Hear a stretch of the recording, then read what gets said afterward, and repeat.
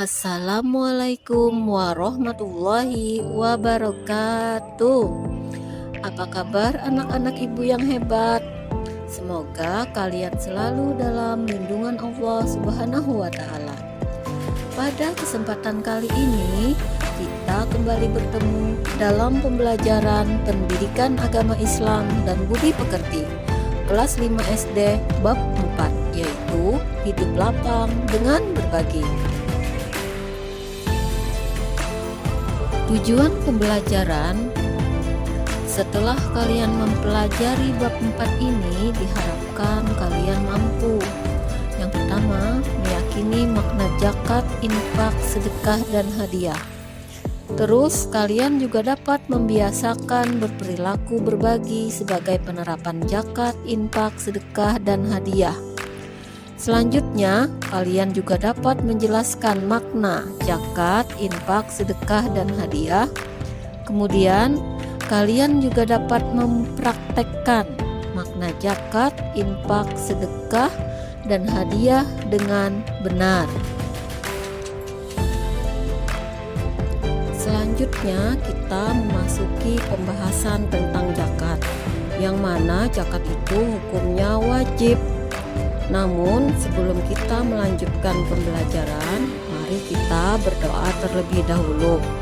A'udzubillahi minasyaitonirrajim. Bismillahirrahmanirrahim. Rabbi zidni ilma warzuqni fahma wabil qur'ani imama wa hukma.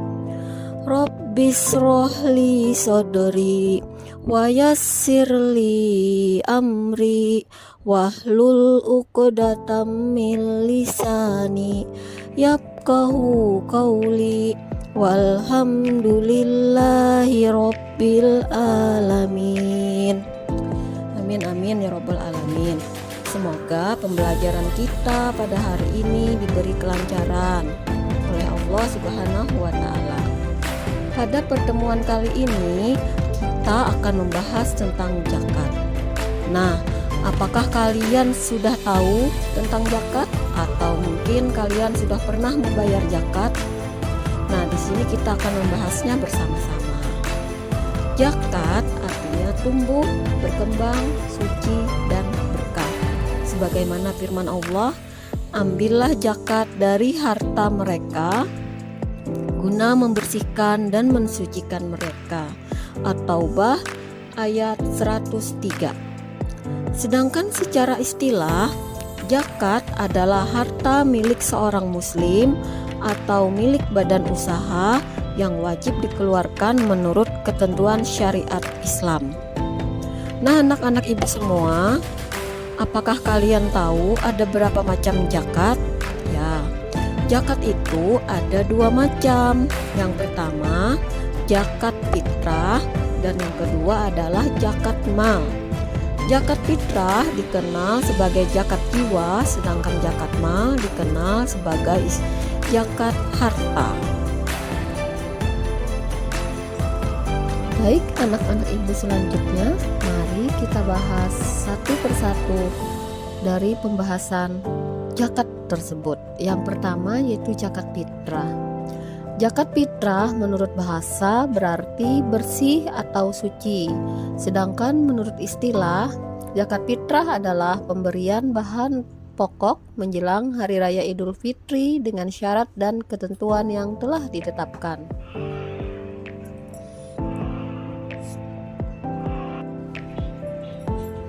Kemudian selanjutnya kita akan mempelajari tata cara menunaikan zakat fitrah. Tata cara menunaikan zakat fitrah adalah sebagai berikut. Apakah kalian tahu zakat fitrah itu berupa apa saja? Zakat fitrah itu berupa makanan pokok. Banyaknya zakat fitrah beras yang dikeluarkan adalah 2,5 kg beras atau 3,5 liter beras. Pertanyaannya, kenapa jadi menggunakan beras? Jawabannya adalah karena di daerah kita rata-rata bahan makanan pokoknya adalah beras. Kalau di daerah kalian ada yang bahan makanan pokoknya selain beras seperti sagu, jagung, gandum, maka zakat fitrah yang dikeluarkan bisa seperti yang disebutkan tadi. Kemudian, kapan waktu yang tepat mengeluarkan zakat fitrah? Waktu yang tepat mengeluarkan zakat fitrah adalah saat matahari terbenam akhir Ramadan atau pada malam hari raya hingga sebelum sholat Idul Fitri. Namun, zakat fitrah boleh dikeluarkan selama bulan Ramadan. Kemudian siapa saja yang berhak menerima zakat fitrah? Orang yang berhak menerima zakat fitrah ditentukan dalam Al-Quran, yaitu 8 golongan sebagaimana penerima zakat mal. Tetapi golongan yang paling utama penerima zakat fitrah adalah para fakir miskin. Hukum membayar zakat fitrah adalah wajib, sebagaimana termuat di dalam rukun Islam yang keempat. Selanjutnya kita akan membahas tentang zakat mal atau zakat harta. Zakat mal atau harta disebut juga dengan zakat harta.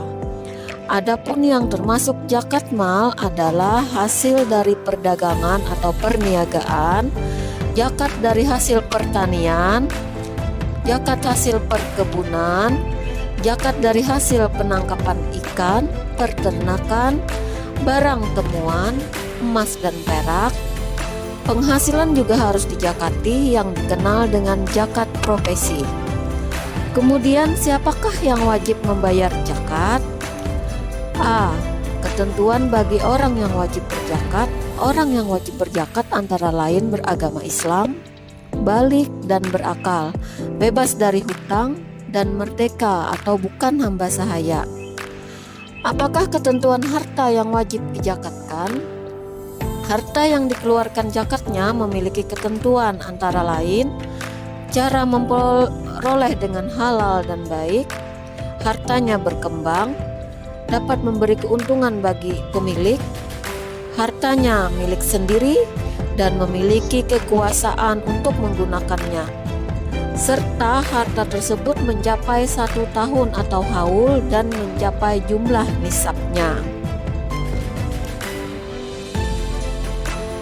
Selanjutnya kita akan membahas siapakah yang berhak menerima zakat atau mustahik. Sebagaimana telah disebutkan di dalam Al-Quran surah At-Taubah ayat 60 yang berbunyi, A'udzu billahi minasyaitonir rajim. Bismillahirrahmanirrahim. Innamas shadaqatu lil fuqara'i wal masakini wal amilina 'alaiha wal mu'allafati qulubuhum wa fir riqabi wal gharimina wa fi sabilillahi wa banis sabil faridotam minallah wallahu alimun hakim. Shadaqallahul azim. Yang berarti sesungguhnya zakat itu hanyalah untuk orang-orang fakir, orang miskin, amil zakat yang dilunakkan hatinya atau mu'allaf, untuk memerdekakan sahaya, untuk membebaskan orang yang berhutang, untuk jalan Allah, dan untuk orang yang sedang dalam perjalanan sebagai kewajiban dari Allah. Sesungguhnya Allah Maha Mengetahui lagi Maha Bijaksana. At-Taubah ayat 60. Berdasarkan ayat tersebut, maka penerima zakat atau mustahik berjumlah 8 orang, yaitu fakir, miskin, hamba sahaya, fisabilillah, amil, mu'allaf, gharimin, ibnu sabil. Sekarang mari kita bahas satu persatu penerima zakat atau atau mustahil. Berdasarkan ayat tadi, penerima zakat adalah sebagai berikut. Yang pertama adalah fakir. Fakir yaitu orang yang tidak tercukupi kebutuhan pokoknya atau tidak memiliki harta. Selain itu, ia juga tidak memiliki pekerjaan. Kemudian yang kedua adalah miskin, yaitu orang yang memiliki harta tetapi tidak mencukupi untuk memenuhi kebutuhan pokok sehari-hari untuk dirinya dan keluarganya. Yang ketiga, amil, yaitu orang yang ditugaskan oleh pemerintah, ditugaskan oleh lembaga zakat atau imam untuk mengelola dan mendistribusikan zakat. Selanjutnya, mu'allaf, yaitu orang yang belum kuat keimanannya dalam memeluk agama Islam. Kelima, rikab. Rikab adalah usaha memerdekakan hamba sahaya dengan cara membelinya dengan menggunakan uang zakat. Yang keenam, ghorimin, yaitu orang yang sedang ditimpa banyak hutang dan tidak mampu melepaskan diri dari lilitan hutang tersebut kecuali dengan bantuan orang lain. Yang ketujuh, sabilillah, yaitu sekelompok orang atau seseorang yang berjuang untuk syiar di jalan agama Islam. Yang kedelapan, ibnu sabil, yaitu orang-orang yang sedang dan akan melakukan perjalanan jauh dengan tujuan untuk kebaikan, tetapi kekurangan bekal atau biaya dalam perjalanan tersebut. Demikianlah pembelajaran kita pada hari ini. Semoga bermanfaat buat kita semua. Dan pembelajaran ini ditutup dengan sama-sama mengucapkan Alhamdulillahirabbil alamin. Terima kasih, semoga bermanfaat. Akhir kata, wassalamualaikum warahmatullahi wabarakatuh.